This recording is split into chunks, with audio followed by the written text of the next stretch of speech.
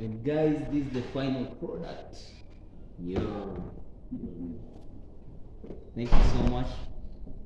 Don't forget to like, share, and comment. This is your boy Kenstan Adams, official Ken Adam Palevo Instagram, Facebook Ken Adam, YouTube Kenstan Adam. Thank you so much for the time. Hope you do enjoy the video.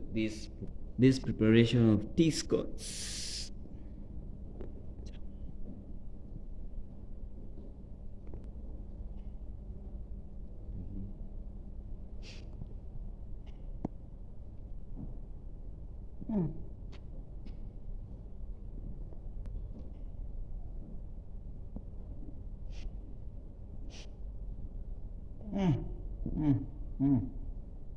Crunchy, soft, and yummy. You love it.